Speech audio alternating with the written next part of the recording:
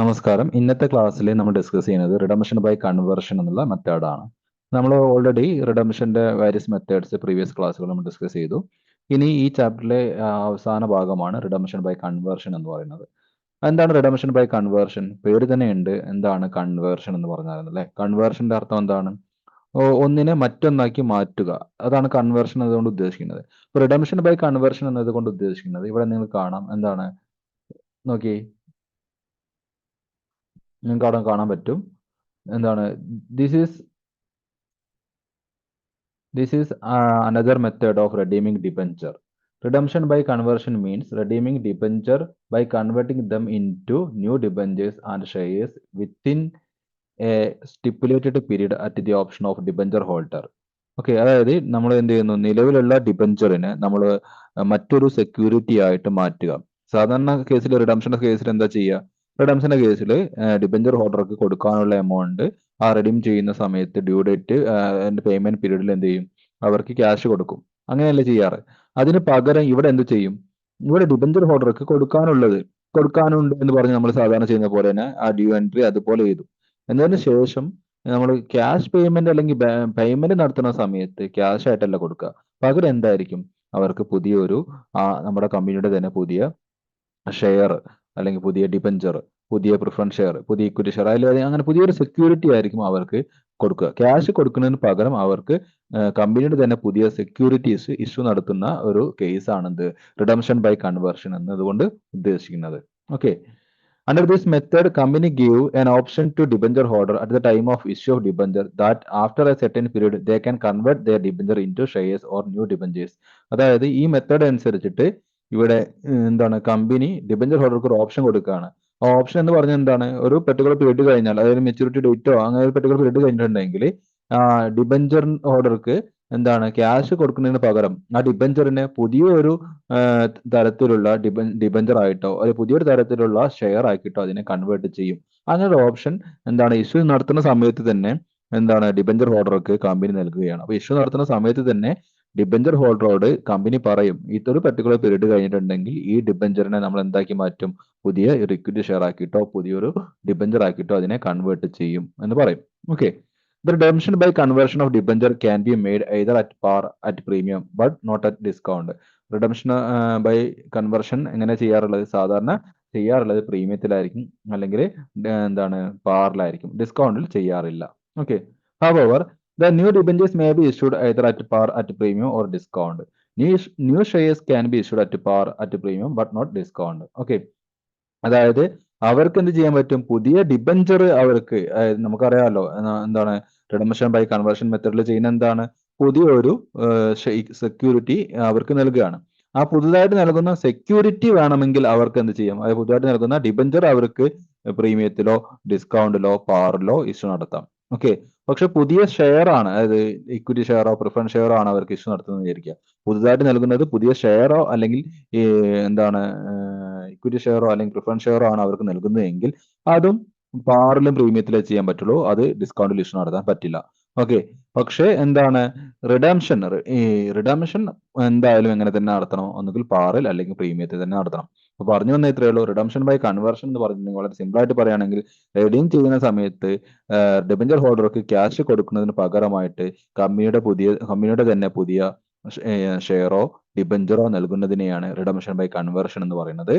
ഈ redemption by conversion മെത്തേഡിൽ redeem ചെയ്യുമ്പോൾ നമ്മൾ പുതുതായിട്ട് നൽകുന്നത് ഡിബഞ്ചർ ആണെങ്കിൽ ആ ഡിബഞ്ചർ നമുക്ക് പാറിന് നൽകാം, അതായത് ഫേസ് വാല്യൂവിന് തന്നെ പുതിയ ഡിബഞ്ചർ നൽകാം, അല്ലെങ്കിൽ പ്രീമിയത്തിന് നൽകാം, അല്ലെങ്കിൽ ഡിസ്കൗണ്ടിന് നൽകാം.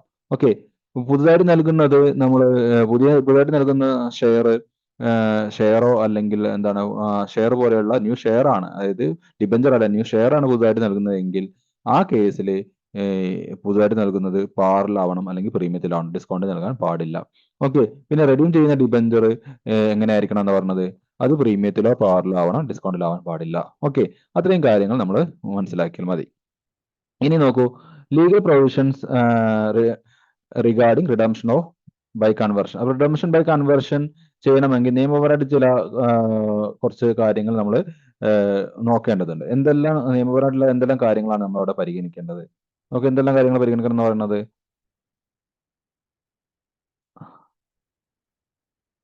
നോക്കുക, ലീഗൽ പ്രൊവിഷൻസ് എന്തെല്ലാം കാര്യങ്ങൾ നമ്മളവിടെ പരിഗണിക്കണം.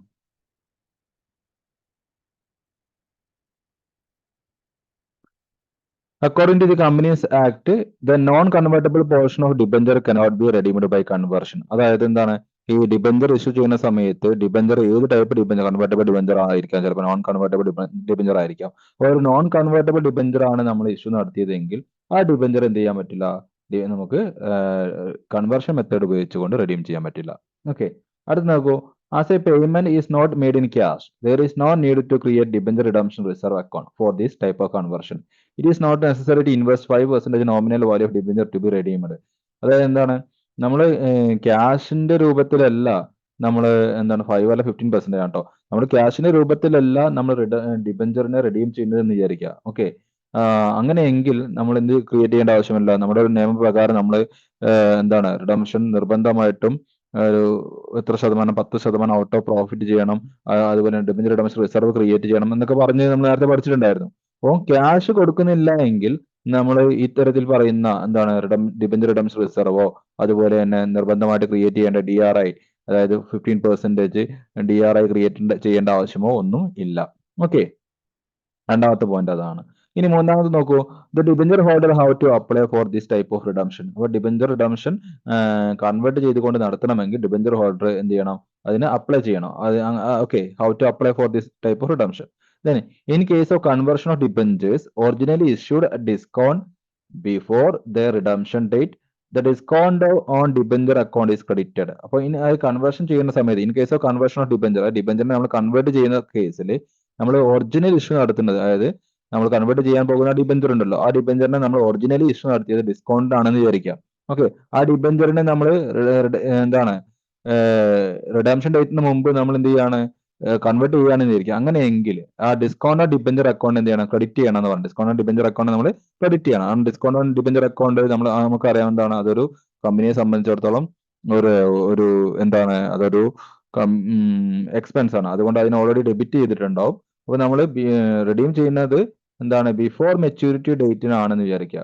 ഒറിജിനൽ ഇഷ്യൂ നടത്തിയത് എങ്ങനെയാണ്, ഡിസ്കൗണ്ടിനാണെന്ന് വിചാരിക്കുക. അപ്പോൾ ഒറിജിനൽ ഇഷ്യൂ നടത്തിയ ഡിസ്കൗണ്ടിനും റിഡീം ചെയ്യുന്നത് ബിഫോർ മെച്യൂരിറ്റി ആണ് എങ്കിൽ ഡിസ്കൗണ്ട് ഓൺ ഡിബഞ്ചർ അക്കൗണ്ടിന് എന്ത് ചെയ്യണം, ക്രെഡിറ്റ് ചെയ്യണം എന്നാണ് ഇവിടെ പറയുന്നത്. ആ പ്രോബ്ലം ചെയ്യുമ്പോൾ നിങ്ങൾക്ക് മനസ്സിലാവും അതിന്റെ ട്രീറ്റ്മെന്റ് എന്താണെന്നുള്ളത്, കൺസെപ്റ്റ് ജസ്റ്റ് മനസ്സിലാക്കുക. Then those debenture holder who are not willing for conversion are paid in cash. അപ്പോൾ അതുപോലെ എന്താണ്, കൺവേർഷന് ഡിബഞ്ചർ കൺവേർട്ട് ചെയ്യാൻ ആഗ്രഹിക്കാത്ത ഡിബഞ്ചർ ഹോൾഡർക്ക് അല്ലെങ്കിൽ അതിന് തയ്യാറാവാത്ത ഡിബഞ്ചർ ഹോൾഡർക്ക് ക്യാഷ് തന്നെ നൽകും എന്നാണ് പറയുന്നത്. അപ്പൊ ഇതാണ് ഇതിന്റെ നിയമപരമായിട്ടുള്ള കാര്യങ്ങൾ. അപ്പൊ എന്തൊക്കെയാണ് നിയമപരമായിട്ട് നമ്മൾ അറിഞ്ഞിരിക്കേണ്ടത്? ഒന്ന്, നമുക്ക് എന്താണ് കമ്പനീസ് ആക്ട് പ്രകാരം നോൺ കൺവേർട്ടബിൾ ഡിബഞ്ചറിനെ നമുക്ക് കൺവേർട്ട് ചെയ്ത് കൊണ്ട് റെഡീം ചെയ്യാൻ സാധിക്കില്ല. അപ്പൊ നോൺ കൺവേർട്ടബിൾ ആണ് ഇഷ്യൂ ചെയ്യുന്ന സമയത്ത് തന്നെ ഡിബഞ്ചർ ഏത് ടൈപ്പ് ആണെന്ന് തീരുമാനിക്കും. അവിടെ നോൺ കൺവേർട്ടബിൾ ആയിട്ടുള്ള ഡിബഞ്ചറിനെ പിന്നെ എന്ത് ചെയ്യാൻ പറ്റില്ല, അതിനെ കൺവേർട്ട് ചെയ്തുകൊണ്ട് റെഡീം ചെയ്യാൻ പറ്റില്ല. രണ്ടാമത്തെ കേസ് പറയുന്നത് എന്താണ്, നമ്മൾ ക്യാഷ് കൊടുക്കുന്നില്ല, കൺവേർഷൻ മെത്തേഡ് പ്രകാരം നമ്മൾ ക്യാഷ് കൊടുക്കുന്നില്ലല്ലോ. അപ്പൊ ക്യാഷ് കൊടുക്കാത്തത് കൊണ്ട് തന്നെ നമ്മൾ ഡിബഞ്ചർ റിഡംഷൻ റിസർവ് ക്രിയേറ്റ് ചെയ്യേണ്ടതായിട്ടില്ല. അതുപോലെ തന്നെ എന്താണ്, DRI ഡിബഞ്ചർ റിഡംഷൻ ഇൻവെസ്റ്റ്മെന്റും ക്രിയേറ്റ് ചെയ്യേണ്ടതായിട്ടില്ല. ഓക്കെ, ഇനി അടുത്ത പോയിന്റ് പറഞ്ഞതാണ്, the debenture holders ought to apply. അതായത് ഡിബഞ്ചർ ഹോൾഡേഴ്സ് റിഡംഷനുമായി കൺവേർഷൻ ചെയ്യണമെങ്കിൽ ഡിബഞ്ചർ ഹോൾഡേഴ്സിനുമായിട്ട് അപ്ലൈ ചെയ്യാം, അവരോട് അവർ അപ്ലൈ ചെയ്യണമെന്നാണ് പറയുന്നത്. പിന്നെ അടുത്ത കേസാണ്, in case of conversion of debenture originally issued at discount. അതായത് എന്താണ്, നമ്മൾ ഈ കൺവേർട്ട് ചെയ്യാൻ പോകുന്ന ഡിബഞ്ചർ നേരത്തെ ഇഷ്യൂ ചെയ്യുന്ന സമയത്ത് ഇഷ്യൂ നടത്തിയത് ഡിസ്കൗണ്ടിലാണെന്ന് വിചാരിക്കുക. ആ ഡിബഞ്ചർ മെച്യൂരിറ്റി ഡേറ്റിന് മുമ്പ് നമ്മൾ റെഡീം ചെയ്യുന്നുണ്ടെന്ന് വിചാരിക്കുക. അങ്ങനെയെങ്കിൽ എന്താണ്, ഡിസ്കൗണ്ട് ഓൺ ഡിബഞ്ചർ അക്കൗണ്ടിനെ ക്രെഡിറ്റ് ചെയ്യണം. ഓക്കെ, ഇഷ്യൂ നടത്തുന്ന സമയത്ത് ഡിസ്കൗണ്ട് ഓൺ ഡിബഞ്ചറിന് നമ്മൾ ഡെബിറ്റ് ചെയ്തിട്ടുണ്ടായിരിക്കും. അപ്പോൾ ബിഫോർ മെച്യൂരിറ്റി ആകുമ്പോൾ എന്ത് ചെയ്യണം, ഡിസ്കൗണ്ട് ഓൺ ഡിബഞ്ചർ അക്കൗണ്ടിനെ ക്രെഡിറ്റ് ചെയ്യണമെന്നാണ് പറയുന്നത്. ഓക്കെ, പിന്നെ എന്താണ്, ക്യാഷ് മേടിക്കാൻ കൺവേർഷൻ താല്പര്യമില്ലാത്ത, അതിന് വില്ലിംഗ് അല്ലാത്ത ഡിബഞ്ചർ ഹോൾഡർക്ക് ക്യാഷ് കൊടുക്കും. അതാണ്, ഇത്രയും കാര്യങ്ങളാണ് നമ്മൾ ലീഗൽ പ്രൊവിഷൻസ് ആയിട്ട് ബൈ കൺവേർഷൻ ചെയ്യുമ്പോൾ അറിഞ്ഞിരിക്കേണ്ടത്. ഇനി എന്താണ് റിഡംഷൻ ബൈ കൺവേർഷൻ മെത്തേഡ്, ഈ മെത്തേഡ് കൊണ്ടുള്ള ഗുണം എന്താണെന്ന് നോക്കാം. നോക്കി, എന്താണ് അഡ്വാൻറ്റേജസ് ടു കമ്പനിക്കുള്ള ഗുണമാണ് പറയുന്നത്. ഒന്ന്, any financial source is not needed for redemption. അതായത് നമുക്ക് എന്താണ് ക്യാഷിന്റെ ഒന്നും ആവശ്യം ഇവിടെ, എനി ഫിനാൻഷ്യൽ, അതായത് നമുക്ക് ഈ കൺവേർഷൻ ചെയ്യണമെങ്കിൽ ക്യാഷിന്റെ ആവശ്യമില്ല, നമ്മുടെ കയ്യിൽ നിന്ന് ക്യാഷ് ഔട്ട്ഫ്ലോ ഇല്ല. അപ്പോൾ ഫിനാൻഷ്യൽ സോഴ്സിന്റെ ആവശ്യം നമുക്ക് ഇവിടെ വരുന്നില്ല എന്നർത്ഥം. Okay, then it has no adverse effect on working capital of the company. കമ്പനിയുടെ വർക്കിംഗ് ക്യാപിറ്റലിനെ അത് നെഗറ്റീവായിട്ട് ബാധിക്കില്ല. നമുക്കറിയാം വർക്കിംഗ് ക്യാപിറ്റൽ എങ്ങനെയാ ബാധിക്കുക? ഒരു പർട്ടിക്കുലർ പീരീഡിൽ നമ്മൾ ഒരു റെഡീം ചെയ്യുന്നതിന്റെ ഭാഗമായിട്ട് ഒരു 5 ലക്ഷം 10 ലക്ഷം രൂപ നമ്മൾ പെട്ടെന്ന് ബിസിനസ്സിൽ നിന്ന് പിൻവലിക്കുമ്പോൾ അത് കമ്പനിയുടെ പിന്നീടുള്ള അങ്ങോട്ടുള്ള വർക്കിംഗ് ക്യാപിറ്റൽ പ്രവർത്തനത്തിന് അത് ബാധിക്കും. ഡേ ടു ഡേ ആക്ടിവിറ്റീസ് അത് നന്നായിട്ട് ബാധിക്കും. പക്ഷെ ഇവിടെ ബൈ കൺവേർഷൻ മെത്തേഡിലൂടെ നമ്മൾ റെഡീം ചെയ്യുന്നത് കൊണ്ട് തന്നെ ഇവിടെ എന്ത് സംഭവിക്കുന്നില്ല? ഇവിടെ നമ്മുടെ ലിക്വിഡിറ്റി പൊസിഷനൊന്നും അത് ബാധിക്കുന്നില്ല. കാരണം നമ്മുടെ കയ്യിൽ നിന്ന് ക്യാഷ് എങ്ങോട്ടും പോകുന്നില്ലല്ലോ. അതുകൊണ്ട് ഓക്കെ. അപ്പോൾ അതാണ് ഇതിന്റെ മറ്റൊരു ഗുണമായിട്ട് പറയുന്നത്. ദെൻ മൂന്നാമത്തെ എന്താണ്? Creation of debenture redemption reserve is not required by the company. പിന്നെ ഡിബഞ്ചർ റിഡംഷൻ റിസർവ് ക്രിയേറ്റ് ചെയ്യേണ്ട ഒരു ആവശ്യം ഇവിടെ വരുന്നില്ല എന്നുള്ളതാണ് അതിന് മറ്റൊരു ഗുണമായിട്ട് പറയുന്നത്. അതുപോലെ തന്നെ അടുത്തൊരു ഗുണം എന്താണ്? നമ്മളോട് പറഞ്ഞാണ് എന്താണ്? DRI, ഡിബഞ്ചർ റിഡംഷൻ ഇൻവെസ്റ്റ്മെന്റും ഇവിടെ നടത്തേണ്ടതായിട്ട്, റിഡംഷന് വേണ്ടിയിട്ട് ഒരു ഇൻവെസ്റ്റ്മെന്റ് തുടങ്ങേണ്ട ആവശ്യമില്ല. റിഡംഷന് വേണ്ടിയിട്ട് DRO തുടങ്ങേണ്ട ആവശ്യമില്ല. ദെൻ റിഡംഷൻ നടത്തുന്നതിന്റെ ഭാഗമായിട്ട് നമ്മുടെ വർക്കിംഗ് ക്യാപിറ്റലിനെ നെഗറ്റീവായിട്ട് എഫക്ട് ചെയ്യില്ല. പിന്നെന്താണ്? ഒരു ഫിനാൻസ് കണ്ടെത്തേണ്ട ആവശ്യം പോലും ഇല്ല. ഇതാണ് ഈ ഒരു മെത്തേഡിന്റെ ഗുണം. റിഡംഷൻ ബൈ കൺവേർഷൻ മെത്തേഡ് കൊണ്ട് കമ്പനിക്കുള്ള ഗുണം ഇതാണ്. ഓക്കെ. ഇനി ഈ method redemption by conversion method കൊണ്ട് ഡിബഞ്ചർ ഹോൾഡർക്ക് എന്ത് ഗുണമാണുള്ളത് നോക്കാം. ഓക്കെ. ഡിബഞ്ചർ ഹോൾഡർക്ക് ഈ ഇങ്ങനെ കൺവേർട്ട് ചെയ്ത് കിട്ടുന്നത് കൊണ്ട്, ക്യാഷ് കിട്ടുന്നതിന് പകരം അവർക്ക് കമ്പനിയുടെ പുതിയ ഇക്വിറ്റി ഷെയർ, പുതിയ ഡിബഞ്ചർ ആണ് കിട്ടുന്നത്. അത് അവർക്ക് എങ്ങനെയാണ് ഗുണമാവുന്നത് നോക്കൂ. The debenture holder can participate in profit and management of the company. അതായത് ഡിബഞ്ചർ ഹോൾഡർക്ക് എന്താണ്? കമ്പനിയുടെ പ്രോഫിറ്റിൽ നിന്നൊരു നല്ലൊരു ഷെയർ കിട്ടാൻ അത് ഇടയാക്കും. അതുപോലെ തന്നെ കമ്പനിയുടെ മാനേജ്മെന്റ് ആക്ടിവിറ്റീസിൽ അവർക്ക് ഇടപെടാനുള്ള ഒരു സാഹചര്യം ഉണ്ടായിത്തീരും. കാരണം എന്താണ്? നമ്മൾ ഡിബഞ്ചർ ഹോൾഡറെ, നിങ്ങളൊന്ന് വിചാരിക്കുക, നമ്മൾ ഡിബഞ്ചർ ഹോൾഡറെ കൺവേർട്ട് ചെയ്യുന്നത് എന്തായിട്ടാണ്? ഇക്വിറ്റി ഷെയർ ആയിട്ടാണെന്ന് വിചാരിക്കുക. ഇക്വിറ്റി ഷെയർ എന്താണെന്ന് നമുക്കറിയാലോ. ഇക്വിറ്റി ഷെയർ ആണ് കമ്പനിയുടെ മാനേജിങ് അല്ലെങ്കിൽ കമ്പനിയുടെ ഓണേഴ്സ് എന്ന് പറയുന്നത്. അപ്പോൾ ഒരു കമ്പനിയുടെ മാനേജ്മെന്റിൽ ഇടപെടാൻ ഇക്വിറ്റി ഷെയർക്ക് എന്താണ്? ഒരു പവർ കിട്ടുകയാണ്. അപ്പോൾ ഇക്വിറ്റി ഷെയർ ഹോൾഡർ ആകുമ്പോൾ അപ്പോൾ ഡിബഞ്ചർ ഹോൾഡർക്ക് എന്താണ്? കൺവേർഷനിലൂടെ കമ്പനിയുടെ മാനേജ്മെന്റിലേക്ക് ഇടപെടാനുള്ള ഒരു അവസരം കിട്ടുമെന്നുള്ളതാണ് ഇതിന്റെ അവർക്കുള്ള ഗുണമായിട്ട് പറയുന്നത്. അടുത്ത എന്താണ്? The conversion depend upon the will of debenture holder not forcefully. പിന്നെ അടുത്തൊരു ഗുണം എന്താണ്? ഈ റിഡംഷൻ ബൈ കൺവേർഷൻ ഉള്ള ഒരു ഓപ്ഷൻ ഉണ്ട് എന്ന് നമുക്കറിയാം. പക്ഷെ ഈ ഓപ്ഷൻ എക്സസൈസ് ചെയ്യുന്നത് എങ്ങനെയാണ്? അത് എക്സസൈസ് ചെയ്യുന്നത് ഡിബഞ്ചർ ഹോൾഡറെ നിർബന്ധിച്ചിട്ടല്ല, അല്ലെ? ഡിബഞ്ചർ ഹോൾഡറോട് ഞങ്ങൾ നിങ്ങളുടെ ഡിബഞ്ചറിനെ എന്ത് ചെയ്യാണ്? ഇക്വിറ്റി ഷെയർ ആക്കി കൺവേർട്ട് ചെയ്യാൻ പോവാണ്, അല്ലെങ്കിൽ നിങ്ങളുടെ ഡിബഞ്ചർ ഹോൾഡറിനെ ഞങ്ങൾ പുതിയ ഡിബഞ്ചർ ആക്കി കൺവേർട്ട് ചെയ്യാൻ പോവാണ്, ഞങ്ങൾ നിങ്ങൾക്ക് ക്യാഷ് തരില്ല എന്ന് പറഞ്ഞ് അവരുടെ ക്യാഷ് നമ്മൾ ഒതുക്കി വെക്കുകയല്ല ചെയ്യുന്നത്. എന്താണ് ഇത്? ഫോഴ്സ്ഫുള്ളി ചെയ്യുന്ന കാര്യമല്ല. നമുക്ക് താല്പര്യമുണ്ടെങ്കിൽ മാത്രമേ എന്ത് ചെയ്യുള്ളൂ? ഡിബഞ്ചറിനെ മറ്റൊരു സെക്യൂരിറ്റി ആയിട്ട് കൺവേർട്ട് ചെയ്യുള്ളൂ. Then debenture holder accept this type of redemption in hope of higher interest or dividend. Debenture holder ഈ കൺവേർഷനെ സപ്പോർട്ട് ചെയ്യുന്നത് അല്ലെങ്കിൽ അവരതിനെ അംഗീകരിക്കുന്നതിന്റെ കാരണം എന്താണ്? അതിൽ നിന്ന് അവർക്ക് ഹയർ ഇൻട്രസ്റ്റ് കിട്ടുമെന്ന് പ്രതീക്ഷിക്കുന്നത് കൊണ്ടാണ്. അല്ല, ഹയർ ഡിവിഡൻഡ് കിട്ടും, ഇപ്പോൾ ലഭിക്കുന്നതിനേക്കാൾ കുറച്ചും കൂടി ഉയർന്ന ഡിവിഡൻഡ് കിട്ടുമെന്ന് പ്രതീക്ഷിക്കുന്നത് കൊണ്ടാണ്. നമ്മൾ ഇപ്പോൾ നമുക്ക് ലഭിക്കുന്ന ഡിബഞ്ചർ ഒരു ഡിബഞ്ചർ ഇൻട്രസ്റ്റ് ഒരു 11% ആണെന്ന് ഇരിക്കുക. 11% ഇപ്പോൾ ലഭിക്കുന്ന ഡിബഞ്ചറിനെ നമ്മൾ എന്താക്കി മാറ്റുന്നു? ഒരു 12% ലഭിക്കുന്ന ഡിബഞ്ചർ അല്ലെങ്കിൽ ഒരു 15% ലഭിക്കുന്ന ഡിബഞ്ചർ ആക്കി അതിനെ കൺവേർട്ട് ചെയ്യുകയാണെങ്കിൽ നമുക്കത് ആ ഡിബഞ്ചർ ഹോൾഡറെ സംബന്ധിച്ചുള്ള ഒരു ബെനിഫിറ്റ് ആണ്, പുതിയ ഡിബഞ്ചറിലേക്ക് മാറുന്നത് കൊണ്ടുള്ള ബെനിഫിറ്റ് ആണ്. അപ്പോൾ അങ്ങനെയുള്ള കേസിൽ അങ്ങനെ ഒരു ബെനിഫിറ്റ് ഉണ്ടാകും എന്നുള്ള പ്രതീക്ഷ കൊണ്ടാണ് എന്ത് ചെയ്യുന്നത്? ഡിബഞ്ചർ ഹോൾഡർ കൺവേർഷനെ അംഗീകരിക്കുന്നത്. ഓക്കെ. അപ്പൊ ഈ രണ്ട് ടൈപ്പ് അഡ്വാൻറ്റേജ് അല്ലെങ്കിൽ നമ്മൾ റിഡംഷൻ ബൈ കൺവേർഷൻ കൊണ്ടുള്ള ഗുണം രണ്ട് വ്യക്തികൾക്ക്, ഡിബഞ്ചർ ഹോൾഡർക്കും കമ്പനിക്കും ഉണ്ടാകുന്ന എന്ത് ടൈപ്പ് ഗുണങ്ങളാണ് ഉണ്ടാകുന്നത് എന്നാണ് നമുക്ക് നോക്കിയിട്ടുള്ളത്. ക്ലിയർ ആയിട്ടുണ്ടാവുമെന്ന് വിചാരിക്കുകയാണ്. ഓക്കെ. ഇനി ഇതുമായി ബന്ധപ്പെട്ട ജേണൽ എൻട്രീസ് എന്തൊക്കെയാണെന്ന് നോക്കാം. Redemption by conversion journal entries നമുക്ക് കൺസോൾട്ടേറ്റ് ചെയ്ത് പഠിക്കാമെന്നാണ് വിചാരിക്കുന്നത്. കാരണം നമ്മൾ ഓൾറെഡി എന്താണ് കുറെ ജേണൽ എൻട്രീസ് ഇതിനകത്ത് ഇങ്ങനെ ഓരോരോ കേസ് പറഞ്ഞിട്ടുള്ള ജേണൽ എൻട്രീസ് നമ്മുടെ ടെക്സ്റ്റ് ബുക്കിലുണ്ട്. അങ്ങനെയൊന്നും കേസ് ഇങ്ങനെ പറഞ്ഞു പഠിക്കേണ്ട ആവശ്യമൊന്നുമില്ല. കാരണം നമുക്ക് അറിയാവുന്നതാണ് എന്താണ് ജേണൽ എൻട്രീസ് എന്നുള്ളത്. അപ്പം ഓരോരോ എന്ത് മാറ്റമാണ് ഉണ്ടാകുന്നത് അത് മനസ്സിലാക്കിയാൽ മതി. ഓക്കെ. അപ്പം നമ്മൾ redemption by conversion at maturity പീരീഡിലാണ് നമ്മൾ എന്ത് ചെയ്യുന്നത്? ഈ ഡിബഞ്ചറിനെ കൺവേർട്ട് ചെയ്യുന്നതെന്ന് വിചാരിക്കുക. അങ്ങനെയെങ്കിൽ ഇവിടെ വരാൻ സാധ്യതയുള്ള എൻട്രി എന്താണ്? നമ്മൾ എപ്പോഴും ചെയ്യുന്ന പോലെ എന്ത് ചെയ്യണം? ഡിബഞ്ചർ റിഡംഷൻ ഡ്യൂ ആക്കണം, അല്ലെ? ഡിബഞ്ചർ റിഡംഷൻ ഡ്യൂ ആക്കുന്ന സമയത്ത് എന്താണ്? റിഡംഷൻ ഡ്യൂ ആക്കുന്ന സമയത്തുള്ള എൻട്രി നമുക്കറിയാം. ഏതൊരു റിഡംഷനുമായി ബന്ധപ്പെട്ട ജേണൽ എൻട്രി ചെയ്യുന്ന സമയത്തും നമുക്ക് ആവശ്യമുള്ള എൻട്രിയാണ് റിഡംഷൻ ഡ്യൂ ആക്കുമ്പോഴുള്ള എൻട്രി. അത് ഇവിടെയും അതുപോലെ തന്നെ സെയിം രീതി തന്നെയാണ് വരിക. എന്താണ്? Debenture account debtor, premium redemption account debtor to debenture holder account. അതായത് എന്താ ഇതിന്റെ അർത്ഥം? പ്രീമിയത്തിലാണ് റെഡീം ചെയ്യുന്നതെങ്കിൽ ആണെങ്കിൽ ആണ് എന്ത് വേണ്ടത്, പ്രീമിയം റിഡംഷൻ അക്കൗണ്ട് എന്ന് പറഞ്ഞ എൻട്രി വേണ്ടത് കേട്ടോ. ഓക്കെ, അപ്പൊ debenture account debtor, premium redemption account debtor to debenture holder account. Debenture account debtor, premium redemption account debtor to debenture holder account. പ്രീമിയത്തിലാണ് നമ്മൾ റെഡീം ചെയ്യുന്നതെങ്കിൽ മാത്രമേ ഈ ഒരു ജേണൽ എൻട്രിയുടെ ആവശ്യം നമുക്ക് വരുന്നുള്ളൂ. ക്ലിയർ?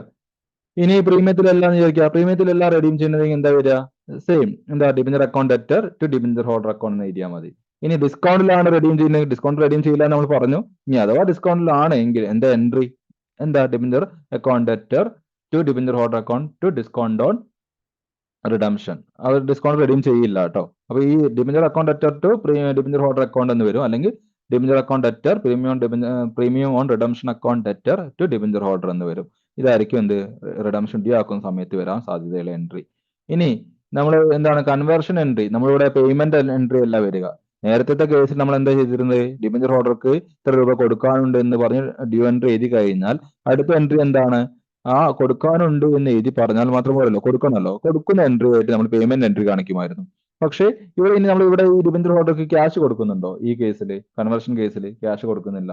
അവർക്ക് എന്താ കൊടുക്കുന്നത്, അവർക്ക് നമ്മൾ കൊടുക്കുന്നത് പുതിയ ഷെയർസ് ആണ്, പുതിയ ഇക്വിറ്റി ഷെയർസോ പുതിയ പ്രിഫറൻസ് ഷെയർസോ പുതിയ ഡിബഞ്ചറോ ആണ് അവർക്ക് നൽകുന്നത്. അതുകൊണ്ട് എന്തായിരിക്കും മാറ്റം, ടു ക്യാഷ്. നമ്മൾ സാധാരണ എഴുതിയിരുന്നത് debenture holder account debtor to bank എന്ന് എഴുതിയതിന് പകരം നമ്മൾ എന്ത് എഴുതേണ്ടി വരും, debenture holder account debtor to പുതിയ ഇക്വിറ്റി ആ കൊടുക്കണമെങ്കിൽ ഇക്വിറ്റി ഷെയർ ക്യാപിറ്റൽ, പുതിയ ഡിബഞ്ചർ ആ കൊടുക്കുന്നത് ന്യൂ ഡിബഞ്ചർ അക്കൗണ്ട്, അങ്ങനെ ആയിരിക്കും പേര് വരിക. ഓക്കെ, അപ്പൊ എന്താ മാക്സിമം പോലുള്ള entry, debenture holder account debtor to debtor discount and issue of, അതായത് പുതിയ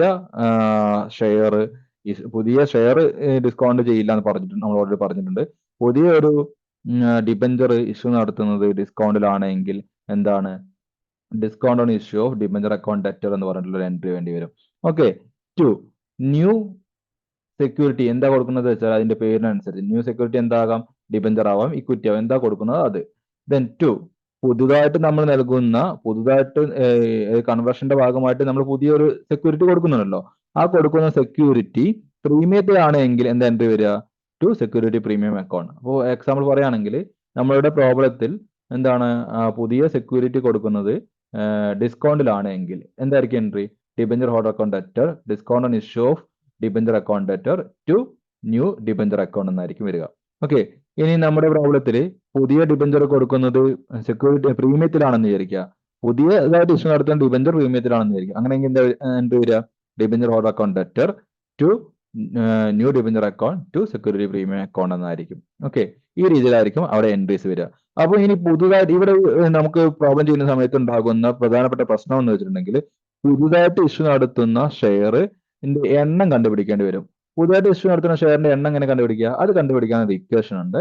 ആ ഇക്വേഷൻ എന്ന് പറയുന്നത് എന്താണ്, എമൗണ്ട് പേയബിൾ, അതായത് നമ്മൾ പഴയ ഡിബഞ്ചറിനെ റെഡീം ചെയ്യുവാൻ വേണ്ടിയിട്ട് നമ്മൾ ഡിബഞ്ചർ ഹോൾഡർക്ക് കൊടുക്കേണ്ടിയിരുന്ന എമൗണ്ട് ഉണ്ടാവും, അതാണ് എമൗണ്ട് പേയബിൾ എന്ന് പറയുന്നത്. അല്ലെങ്കിൽ നെറ്റ് പ്രൊസീഡ്സ്, അതായത് എന്താണ്, പഴയ ഡിബഞ്ചർ നമ്മൾ ഇഷ്യൂ നടത്തിയത് ഡിസ്കൗണ്ടിനാണ് എങ്കിൽ അവിടെ നെറ്റ് പ്രൊസീഡ്സ് ആണ് എടുക്കുക. ഓക്കെ, അപ്പൊ amount payable or net proceeds divide by issue price of new shares, അതായത് പുതിയ ഷെയർ ഇഷ്യൂ നടത്തുന്നത്, നമ്മൾ പുതിയൊരു ഷെയർ ഇക്വിറ്റി ഷെയർ ആണ് കൊടുക്കുന്നതായിരിക്കുക. പുതിയ ഇക്വിറ്റി ഷെയർ ഫേസ് വാല്യൂനെ കൊടുക്കണമെങ്കിൽ ഫേസ് വാല്യൂ കാണിക്കുക, അതാണ് അവിടുത്തെ ഇഷ്യൂ പ്രൈസ്. പുതിയ ഇക്വിറ്റി ഷെയർ കൊടുക്കുന്നത് പ്രീമിയത്തിലാണെങ്കിൽ എന്താണ്, ആ പ്രീമിയം കൂടി ചേർത്തിട്ടുള്ള എമൗണ്ട് ആണ് അവിടുത്തെ ഇഷ്യൂ പ്രൈസ് എന്ന് പറയുന്നത്. ഇനി പുതിയ ഡിബഞ്ചർ ആണ് വിചാരിക്കുക, പുതിയ ഡിബഞ്ചർ നമ്മൾ ഇഷ്യൂ നടത്തുന്ന ഡിസ്കൗണ്ടിലാണ് വിചാരിക്കുക, അപ്പൊ അവിടുത്തെ ഇഷ്യൂ പ്രൈസ് എന്തായിരിക്കും, ഡിസ്കൗണ്ട് ആയിരിക്കും. ഓക്കെ, ഡിസ്കൗണ്ടഡ് പ്രൈസ് ആയിരിക്കും. ഫോർ എക്സാമ്പിൾ എന്താണ്, നമ്മൾ 100 രൂപ വിലയുള്ള ഡിബഞ്ചർ ആണ്, ഫേസ് വാല്യൂ ഡിബഞ്ചറിന്റെ ഫേസ് വാല്യൂ 100 രൂപയാണ്. അപ്പോൾ നമ്മുടെ ഫേസ് വാല്യൂന് തന്നെയാണ് നമ്മൾ പുതിയ ഇക്വിറ്റി ഷെയർ ഇഷ്യൂ നടത്തുന്നതെങ്കിൽ, അല്ലെങ്കിൽ പുതിയ ഡിബഞ്ചർ ഇഷ്യൂ നടത്തുന്നതെങ്കിൽ എന്താണ്, ഇഷ്യൂ പ്രൈസ് 100 ആണ്. ഓക്കെ, ഇനി ഡിസ്കൗണ്ടിലാണ് പുതിയ ഡിബഞ്ചർ ഇഷ്യൂ നടത്തുന്നതെങ്കിൽ അത് എന്താണ്, 5 രൂപ ഡിസ്കൗണ്ടിലാണ് പുതിയ ഡിബഞ്ചർ ഇഷ്യൂ നടത്തിയെന്ന് വിചാരിക്കുക, അപ്പോൾ ഇഷ്യൂ പ്രൈസ് 95 രൂപയാണ്. ഓക്കെ, 10 രൂപ പ്രീമിയത്തിലാണ് പുതിയ ഡിബഞ്ചർ ഇഷ്യൂ നടത്തുന്നത് വിചാരിക്കുക, അപ്പൊ ഇഷ്യൂ പ്രൈസ് എത്രയാണ്, 110 രൂപയായിരിക്കും. ഓക്കെ, അപ്പൊ ഇഷ്യൂ പ്രൈസ് എന്ന് പറഞ്ഞിട്ടുണ്ടെങ്കിൽ ഫേസ് വാല്യൂ അല്ല എന്ന് മനസ്സിലാക്കാം. എന്താണ്, പുതിയ ഡിബഞ്ചർ അല്ലെങ്കിൽ പുതിയ ഇക്വിറ്റി ഷെയർ ഇഷ്യൂ നടത്തുന്ന എമൗണ്ട് അത് പ്രീമിയത്തിലാകാം, പ്രീമിയത്തിലാണെങ്കിൽ എന്താണ്, ഫേസ് വാല്യൂ പ്ലസ് പ്രീമിയം ആണ് ഇഷ്യൂ പ്രൈസ്. ഇനി ഡിസ്കൗണ്ടിലാകാം, ഡിസ്കൗണ്ടിലാണെങ്കിൽ എന്താണ്, ഫേസ് വാല്യൂ മൈനസ് ഡിസ്കൗണ്ട് ആയിരിക്കും എന്ത്, ഇഷ്യൂ പ്രൈസ്. പാറിലാകാം, പാറിലാണെങ്കിൽ എന്താണ്, ഫേസ് വാല്യൂ തന്നെ ആയിരിക്കും അവിടുത്തെ ഇഷ്യൂ പ്രൈസ് എന്ന് പറയുന്നത്. ഓക്കെ. അപ്പൊ ഇത് ഉപയോഗിച്ചുകൊണ്ടാണ് നമ്മൾ എന്ത് കണ്ടുപിടിക്കുക, പുതുതായിട്ട് നൽകാൻ പോകുന്ന ഇക്വിറ്റി ഷെയറിന്റെ അല്ലെങ്കിൽ പുതുതായിട്ട് നൽകാൻ പോകുന്ന ഡിബഞ്ചറിന്റെ എണ്ണം നമ്മൾ ഈ ഒരു ഇക്വേഷൻ ഉപയോഗിച്ചാണ് നമ്മൾ കണ്ടുപിടിക്കുക. ഓക്കെ. ഇക്വേഷൻ വളരെ നമുക്ക് എല്ലാ പ്രോബ്ലം ചെയ്യാൻ ആവശ്യമാണ്. അത് നിങ്ങൾ നോട്ട് ചെയ്ത് വെക്കുക. പിന്നെ ഈ നെറ്റ് പ്രൊസീഡ്സ് എന്ന് പറഞ്ഞത് എപ്പോഴാണ് ഉപയോഗിക്കുക? നെറ്റ് പ്രൊസീഡ്സ് എന്ന് പറഞ്ഞിട്ടുണ്ടെങ്കിൽ നമ്മൾ ഒറിജിനലി ഇഷ്യൂ ചെയ്തിട്ട് നമ്മൾ റെഡീം ചെയ്യാൻ പോകുന്ന കൺവേർട്ട് ചെയ്യാൻ പോകുന്ന ഡിബഞ്ചർ ഒറിജിനലി ഇഷ്യൂ നടത്തിയത് എന്താണ് ഡിസ്കൗണ്ടിലാണെങ്കിൽ അപ്പോൾ നമ്മൾ യൂസ് ചെയ്യേണ്ടത് എന്താണ്, നെറ്റ് പ്രൊസീഡ്സ് എന്നുള്ള ടേം ആണ്. അതായത് ഒറിജിനൽ ഇഷ്യൂ നടത്തിയിരുന്ന ഡിബഞ്ചർ 95 രൂപയ്ക്കാണെങ്കിൽ ആ 95 നമ്മൾ ഇവിടെ എടുക്കേണ്ടത്. ഓക്കെ. അത് പ്രോബ്ലം ചെയ്യുമ്പോൾ നിങ്ങൾക്ക് കൂടുതൽ മനസ്സിലാവും. ഇപ്പോൾ കൺസെപ്റ്റ് മനസ്സിലാക്കുക. ഇനി അടുത്ത് നോക്കൂ, when debentures are originally issued at discount and redeemed by conversion. അതായത് നമ്മൾ ഇപ്പോൾ പറഞ്ഞ കാര്യം തന്നെയാണ്. എന്താണ്, നമ്മൾ ഡിബഞ്ചർ ഒറിജിനലി ഇഷ്യൂ നടത്തിയ ഡിസ്കൗണ്ടിനാണ് വിചാരിക്കുക, അത് നമ്മൾ കൺവേർഷൻ മെത്തേഡ് ഉപയോഗിച്ച് റെഡീം ചെയ്യുകയാണ്. അങ്ങനെയെങ്കിൽ എന്താണ് ജേണൽ എൻട്രീസ് വരിക എന്നുള്ളതാണ്. അപ്പോൾ അതിൽ രണ്ട് കേസ് ഉണ്ട്. കൺവേർഷൻ ബിഫോർ മെച്യൂരിറ്റി ഉണ്ട്, കൺവേർഷൻ ആഫ്റ്റർ മെച്യൂരിറ്റി. നമ്മൾ നോക്കാം. കൺവേർഷൻ ബിഫോർ മെച്യൂരിറ്റി ആണെങ്കിൽ എന്താണ് എൻട്രി നോക്കൂ. when debentures originally issued at discount are converted, redeemed before maturity, the number of shares debenture to be issued are calculated on the basis of net proceeds. ഇപ്പോൾ മുകളിൽ പറഞ്ഞിരുന്നു net proceeds ആണ് നമ്മൾ എടുക്കുക അല്ലെ. അതായത് നമ്മൾ ഡിബഞ്ചർ റെഡീം ചെയ്യാൻ പോകുന്ന ഡിബഞ്ചർ നമ്മൾ ഒറിജിനലി ഇഷ്യൂ നടത്തിയില്ല, അല്ലെങ്കിൽ നമ്മൾ കൺവേർട്ട് ചെയ്യാൻ പോകുന്ന ഡിബഞ്ചർ ഇഷ്യൂ നടത്തിയപ്പോൾ ഡിസ്കൗണ്ടിലാണ് എങ്കിൽ നമ്മൾ എന്താ ചെയ്യുക, നെറ്റ് പ്രൊസീഡ്സ് ആണ് എടുക്കുക. ഓക്കെ. അതായത് ഫേസ് വാല്യൂയിൽ നിന്ന് ഡിസ്കൗണ്ട് മൈനസ് ചെയ്തിട്ടുള്ള വാല്യൂ ആണ് എടുക്കുക. ഇവിടെ ഒരു എക്സാമ്പിൾ കൊടുത്തിട്ടുണ്ട്, നോക്കിയാൽ നിങ്ങൾക്ക് മനസ്സിലാവും. For example, if debenture of ₹5 lakh were originally issued at a discount of 10%, അതായത് 5 ലക്ഷം രൂപ വില ഉണ്ടായിരുന്ന ഡിബഞ്ചർ നമ്മൾ ഇഷ്യൂ നടത്തിയിട്ടുണ്ടായിരുന്നത് 10% ഡിസ്കൗണ്ടിലാണ് എങ്കിൽ അപ്പൊ 4.5 ലക്ഷം രൂപയ്ക്ക് ആയിരിക്കും നമ്മൾ അത് ഇഷ്യൂ നടത്തിയിട്ടുണ്ടാവുക. ഓക്കെ. ഈ such debentures are to be converted into shares. ആ ഡിബഞ്ചർ നമ്മൾ ഇപ്പൊ എന്താണ് ഷെയർ ആക്കി കൺവേർട്ട് ചെയ്യാൻ പോവുകയാണ്. അങ്ങനെയുള്ള കേസിൽ നമ്മൾ എന്താണ് ഇതിന്റെ നമ്പർ ഓഫ് ഷെയർ കണ്ടുപിടിക്കാൻ എടുക്കേണ്ട എന്താണ്, 5 ലക്ഷം അതിന്റെ ഫേസ് വാല്യൂ അല്ല എടുക്കേണ്ടത്. എന്താ എടുക്കേണ്ടത്, അത് നെറ്റ് പ്രൊസീഡ്സ്. നെറ്റ് പ്രൊസീഡ്സ് എന്ന് പറഞ്ഞാൽ എന്താണ്, ആ ഡിബഞ്ചറിന് ഒറിജിനൽ ഇഷ്യൂ ചെയ്ത സമയത്ത് എന്ത് വിലയാണോ നൽകിയിട്ടുണ്ട് അതാണ് എടുക്കേണ്ടത്. അത് 4.5 ലക്ഷമാണ്. ആ 4.5 ലക്ഷം ഡിവൈഡ് ബൈ എന്താ ചെയ്യേണ്ടത്, നമ്മൾ ഇവിടെ ചെയ്ത പോലെ ഇഷ്യൂ പ്രൈസ് ആണ് ചെയ്യേണ്ടത്. അപ്പോഴാണ് നമുക്ക് ആ എണ്ണം കിട്ടുക. Okay, clear. ഇനി ഇവിടെ വരുന്ന ജേണൽ എൻട്രീസ് നോക്കൂ. Redeem at par by conversion into share before maturity. മെച്യൂരിറ്റിക്ക് മുമ്പ് നമ്മൾ റെഡീം ചെയ്യുന്നത് പാറിലാണെങ്കിൽ എന്ത് എൻട്രി വരും, എന്താ എൻട്രി വരിക, for amount due to debenture holder. Debenture ഹോൾഡർക്ക് റിഡംഷൻ ഡ്യൂ ആക്കാനുള്ള എൻട്രി എന്താണ്, debenture account debtor to discount on issue debenture account to statement of profit and loss to debenture holder account. Okay. അപ്പോൾ നമ്മൾ redeem ചെയ്യുന്നത് പാറിലാണെങ്കിൽ വരുന്ന entry ആണ്. Clear. എന്താണ് before maturity അങ്ങനെ ആവുന്ന കേസിൽ എന്താ entry, debenture account debtor to discount on issue debenture account to statement of profit and loss to debenture holder account. Okay. Debenture അക്കൗണ്ടിന്റെ നേരെ എന്ത് ചെയ്തു, ഫേസ് വാല്യൂ ചെയ്തു. Then discount on issue debenture അക്കൗണ്ടിന്റെ നേരെ എന്ത് ചെയ്തു, നമുക്കറിയാം ഡിസ്കൗണ്ട് ഓൺ ഇഷ്യൂ ഡിബഞ്ചർ അതായത് ഒറിജിനലി ഇഷ്യൂ ചെയ്യുന്ന സമയത്ത് ഡിസ്കൗണ്ടിലാണ് ഇഷ്യൂ നടത്തിയതെങ്കിൽ നമ്മൾ ഏറ്റവും ആദ്യം ഈ ചാപ്റ്റർ തുടങ്ങിയ സമയത്ത് നമ്മൾ അത് എഴുതിയിട്ടുണ്ടായിരുന്നു അല്ലെ, loss on discount on issue അല്ലെങ്കിൽ ഡിസ്കൗണ്ട് ഓൺ ഇഷ്യൂവിനെ നമ്മൾ എന്ത് ചെയ്തു, ഡിബഞ്ചർ റെഡീം ചെയ്യുന്ന അത്രയും വർഷം കൊണ്ട് നമ്മൾ റൈറ്റ് ഓഫ് ചെയ്ത് കളയുക ചെയ്യുക. അപ്പോൾ നമ്മൾ ഡിബഞ്ചർ റെഡീം ചെയ്യുന്ന അത്രയും വർഷം, അതായത് മെച്യൂരിറ്റി ഡേറ്റ് വരെ കാത്തു നിൽക്കുന്നില്ലല്ലോ ഈ കേസിൽ. അപ്പോൾ മെച്യൂരിറ്റി ഡേറ്റ് വരെ കാത്തു നിൽക്കാത്തത് കൊണ്ട് തന്നെ ഈ ഡിസ്കൗണ്ട് ഓൺ ഇഷ്യൂ ഡിബഞ്ചർ എന്ന് പറഞ്ഞിട്ടുണ്ടായിരുന്ന ആ ഐറ്റം എന്തായിട്ടുണ്ടാവില്ല, പൂർണ്ണമായിട്ട് റൈറ്റ് ഓഫ് ചെയ്ത് കളഞ്ഞിട്ടുണ്ടാവില്ല. അതുകൊണ്ട് ആ റൈറ്റ് ഓഫ് ചെയ്ത് കളയാത്ത ഇനി ബാക്കിയുള്ള എത്ര എമൗണ്ട് ഉണ്ടോ അതിനെ നമ്മൾ എന്ത് ചെയ്യുന്നു, ക്രെഡിറ്റ് ചെയ്യുന്നു discount on issue debenture account. അതാണ് ഇവിടെ നോക്കൂ, ഇവിടെ എഴുതിയിട്ടുണ്ട് ഡിസ്കൗണ്ട് നോട്ട് റിട്ടേൺ ഓഫ്. അതായത് നമ്മൾ ഇപ്പോൾ റൈറ്റ് ഓഫ് ചെയ്ത് കളയാൻ ബാക്കിയുള്ള ആ എമൗണ്ട് അതിനെ നമ്മൾ എന്ത് ചെയ്യുന്നു, discount on issue debenture account എന്ന് പറഞ്ഞ് ക്രെഡിറ്റ് ചെയ്യും. അതുപോലെ തന്നെ എന്താണ്, നമ്മൾ റൈറ്റ് ഓഫ് ചെയ്ത് കളഞ്ഞിട്ടുള്ള ഓൾറെഡി റൈറ്റ് ഓഫ് ചെയ്ത് കളഞ്ഞിട്ടുള്ള അപ്പോൾ 5 വർഷം കൊണ്ട് റെഡീം ചെയ്യേണ്ടിയിരുന്ന ഡിബഞ്ചർ ആണെന്ന് വിചാരിക്കുക. 4ാമത്തെ വർഷം നമ്മൾ എന്ത് ചെയ്തു, ഇതിനെ 4ാമത്തെ വർഷം ആയപ്പോഴേക്ക് നമ്മൾ റെഡീം ചെയ്യാൻ തീരുമാനിച്ചു. അപ്പോൾ എന്താണ് 4 വർഷം വരെയുള്ള ഡിസ്കൗണ്ട് നമ്മൾ റൈറ്റ് ഓഫ് ചെയ്ത് കളഞ്ഞിട്ടുണ്ടാവും. പക്ഷെ 5ാമത്തെ വർഷത്തെ റൈറ്റ് ഓഫ് ചെയ്ത് കളഞ്ഞിട്ടില്ല. അപ്പൊ 5ാമത്തെ വർഷത്തെ ആ റൈറ്റ് ഓഫ് ചെയ്ത് കളയാത്തത് ഈ to discount on issue debenture account എന്ന് പറഞ്ഞ് അതിന് നേരെ ചെയ്തു. 4 വർഷം നമ്മൾ റൈറ്റ് ഓഫ് ചെയ്ത് കളഞ്ഞ എമൗണ്ട് എവിടെ ചെയ്തു, statement of profit and loss എന്ന് പറഞ്ഞിട്ട് ഇവിടെ ചെയ്തു. അതാണ് എഴുതേണ്ടത്. Then to debenture holder account, debenture ഹോൾഡർക്ക് കൊടുക്കേണ്ട എമൗണ്ട്. ഓക്കെ, ഇങ്ങനെയാണ് എൻട്രി വരിക. ദെൻ ഇവിടെ എന്താണ് ഇവർക്ക് കൊടുക്കുന്നത്, ഡിബഞ്ചർ ആണെങ്കിൽ ഡിബഞ്ചർ ഹോൾഡർ അക്കൗണ്ട് ടു എന്താണ് പാറിലാണ് കൊടുക്കുന്നതെങ്കിൽ, അതായത് നമ്മൾ പുതിയ ഷെയർ കൊടുക്കുന്നത് പാറിലാണെങ്കിൽ ഡിബഞ്ചർ ഹോൾഡർ അക്കൗണ്ട് ആയിട്ട് ഇക്വിറ്റി ഷെയർ ക്യാപിറ്റൽ അല്ലെങ്കിൽ preference share capital debenture account എന്ന് വരും. പുതിയ ഷെയർ കൊടുക്കുന്ന പ്രീമിയത്തിലാണെങ്കിൽ എന്താ വരിക debenture holder account debtor to equity share or preference share or debenture account to security premium എന്ന് വരും. ഓക്കെ, ഇനി അടുത്ത എൻട്രി എന്താണ്? അടുത്ത കേസ് രണ്ടാമത്തെ കേസാണ് redeemable at premium by conversion to share before maturity. അപ്പൊ റെഡ്യൂം ചെയ്യാൻ പോകുന്നത് പ്രീമിയത്തിലാണെന്ന് വിചാരിക്കുക. അങ്ങനെ ആകുമ്പോൾ എന്താ മാറ്റം? നേരത്തെ ഇത് അതേ എൻട്രി തന്നെ, ഡ്യൂ എൻട്രി തന്നെയാണ്. അതിലൊരു റിഡംഷൻ അറ്റ് പ്രീമിയം ആയതുകൊണ്ട് റിഡംഷൻ പ്രീമിയം കാണിക്കാനുള്ള ഒരു ഡെബിറ്റ് എൻട്രിയും കൂടി എക്സ്ട്രാ വരും എന്ന് മാത്രം. എന്താ ഇവിടെ എക്സ്ട്രാ വന്നത് ഏതാന്ന് നോക്കി, ഈ ഒരു എൻട്രിയാണ് ഇവിടെ എക്സ്ട്രാ വന്നത് അല്ലെ. റെഡീം ചെയ്യാൻ പോകുന്നത് പ്രീമിയത്തിലായതുകൊണ്ട് ആ എന്താണ് പ്രീമിയം കൊടുക്കാനുള്ളത് കാണിക്കാൻ വേണ്ടിയിട്ട് എന്ത് ചെയ്യണം, അതിനെ ഡെബിറ്റ് ചെയ്യണം. അപ്പൊ എന്താ എൻട്രി വരിക? ഡിബഞ്ചർ അക്കൗണ്ട് ഡെറ്റർ, നമ്മൾ നേരത്തെ ചെയ്ത പോലെയാണ്. ഡിബഞ്ചർ അക്കൗണ്ട് ഡെറ്റർ എന്താണ് premium redemption account debtor to discount and issue debenture account to statement and profit and loss account to debenture holder account എന്ന് വരും. ദെൻ ഡ്യൂ എൻട്രി അതാണ് വരിക. പിന്നെ പേയ്മെന്റ് എൻട്രി നമുക്ക് കൺവേർഷൻ എൻട്രി നമുക്ക് already പഠിച്ചതാണ്. എന്താ കൺവേർഷൻ എൻട്രി? നമ്മൾ മുകളിൽ പഠിച്ചിട്ടുള്ള സെയിം എൻട്രി തന്നെ വരിക. അതാണ് debenture holder account to equity share capital preference share capital or debenture account. അല്ലെങ്കിൽ എന്ത് വരും? പ്രീമിയത്തിലാണ് കൺവേർഷൻ ചെയ്യുന്നതെങ്കിൽ debenture holder account to equity share or preference share capital or debenture account to security premium account എന്ന് വരും. Okay, അപ്പോൾ redemption by conversion എന്ന് പറഞ്ഞാൽ ആകെ ഇത്രയേ ഉള്ളൂ. സംഭവം വളരെ സിമ്പിൾ ആണ്. അപ്പൊ എന്താണ് കൺസെപ്റ്റ് എന്ന് നിങ്ങൾ ആദ്യം മനസ്സിലാക്കണം. ആ കൺസെപ്റ്റിനനുസരിച്ച് ജേണൽ എൻട്രി വരും. അപ്പൊ ജേണൽ എൻട്രി എഴുതുന്ന സമയത്ത് വളരെ സിമ്പിൾ ആണ്. നമ്മൾ എന്തേ മാറ്റമുള്ളൂ, നമ്മൾ നേരത്തെ ചെയ്ത മെത്തഡുകളിലെല്ലാം നമ്മൾ റെഡീം ചെയ്യുന്ന സമയത്ത് ക്യാഷ് പേയ്മെന്റ് എൻട്രീന്റെ ഭാഗമായിട്ട് ക്യാഷ് കൊടുക്കുകയായിരുന്നു ഉണ്ടായിരുന്നത്. ഇവിടെ ക്യാഷ് കൊടുക്കുന്നില്ല, പകരം എന്താണ് വേറെ എന്തെങ്കിലും ഒരു അസറ്റ് അല്ലെങ്കിൽ വേറെ എന്തെങ്കിലും ഒരു സെക്യൂരിറ്റി ആയിരിക്കും നൽകുന്നുണ്ടാവുക. ആ സെക്യൂരിറ്റിയുടെ പേര് അവിടെ എഴുതിയാൽ മതി എന്നുള്ളൂ. മറ്റേ റിഡംഷൻ ഡ്യൂ ആക്കുന്ന എൻട്രി ഒക്കെ നമ്മൾ ഓൾറെഡി നേരത്തെ പഠിച്ചതാണ്. അതേ കേസ് തന്നെയാണ് ഇവിടെയും വരുന്നത്. ഓക്കെ, പിന്നെ ഉള്ളൊരു മാറ്റം എന്ന് പറഞ്ഞാൽ എന്താണ്? ബിഫോർ മെച്യൂരിറ്റിയിലാണ് നമ്മൾ, മെച്യൂരിറ്റി ഡേറ്റിന് മുമ്പാണ് നമ്മൾ കൺവേർട്ട് ചെയ്യുന്നതെങ്കിൽ നമ്മൾ ഒരു ചെറിയൊരു അഡ്ജസ്റ്റ്മെന്റ് ഇവിടെ വരുന്നുണ്ട്. അതായത് ബിഫോർ മെച്യൂരിറ്റി പീരീഡിന് മുമ്പാണ് നമ്മൾ കൺവേർട്ട് ചെയ്യുന്നത് എങ്കിൽ ആ കേസ് വേറെ കേസും കൂടി ഉണ്ട്. എന്താ കേസ്? അവിടെ എന്തായിരിക്കണം നമ്മൾ ചെയ്യുന്നത്? ഡിസ്കൗണ്ട് ഒറിജിനൽ ഡിബഞ്ചർ ഇഷ്യൂ നടത്തിയത് ഡിസ്കൗണ്ടിനാവണം. ഒറിജിനൽ ഡിബഞ്ചർ ഇഷ്യൂ നടത്തിയത് ഡിസ്കൗണ്ടിനാണ്. ദെൻ ആ ഡിബഞ്ചറിനെ നമ്മൾ റെഡീം ചെയ്യുന്നത് മെച്യൂരിറ്റിക്ക് മുമ്പാണ് എങ്കിൽ അവിടെ ഒരു ചെറിയൊരു പ്രശ്നം ജേണൽ എൻട്രിയിൽ വരുന്നുണ്ട്. ആ കാര്യമാണ് നമ്മളിപ്പോൾ ഡിസ്കസ് ചെയ്തത്. എന്താണ് പ്രശ്നം എന്ന് വെച്ചിട്ടുണ്ടെങ്കിൽ വളരെ സിമ്പിൾ. എന്താണ്, നമ്മൾ എത്രയാണോ ഇനി റൈറ്റ് ഓഫ് ചെയ്ത് കളയാൻ ബാക്കിയുള്ളത്, അതായത് discount on issue of debenture എന്ന് പറഞ്ഞ് ഇനി റൈറ്റ് ഓഫ് ചെയ്ത് കളയാൻ ബാക്കിയുള്ള എമൗണ്ട് എത്രയാണോ അതിനെ ക്രെഡിറ്റ് ചെയ്യണം.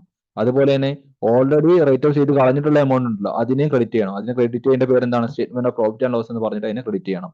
ഓക്കെ, അത്രയുള്ള ഒരു ചേഞ്ച് എന്ന് പറയുന്നത്. ആ ചേഞ്ചും കൂടി നിങ്ങൾ മനസ്സിലാക്കുക. ഓക്കെ, അപ്പോൾ ഇത്രയും ജേണൽ എൻട്രീസ് മനസ്സിലാക്കി വെക്കൂ. നിങ്ങൾ അടുത്ത ദിവസത്തെ ക്ലാസ് ആകുമ്പോഴേക്കും നമുക്ക് അടുത്ത ദിവസം ഇതുമായി ബന്ധപ്പെട്ട പ്രോബ്ലംസ് നമുക്ക് നോക്കാം. അപ്പൊ നമ്മൾ ഈ ഒരു ക്ലാസ്സോട് കൂടി നമ്മൾ redemption debenture redemption of debenture എന്നുള്ള ചാപ്റ്റർ നമ്മൾ കംപ്ലീറ്റ് ആക്കുകയാണ്. അപ്പോൾ ഈ ചാപ്റ്ററുമായി ബന്ധപ്പെട്ടുള്ള മൊത്തം വീഡിയോസ് നമ്മുടെ ഇതിലുണ്ട്, പ്ലേലിസ്റ്റിലുണ്ട്. നിങ്ങൾ അത് ഒന്നും കൂടി നോക്കുക.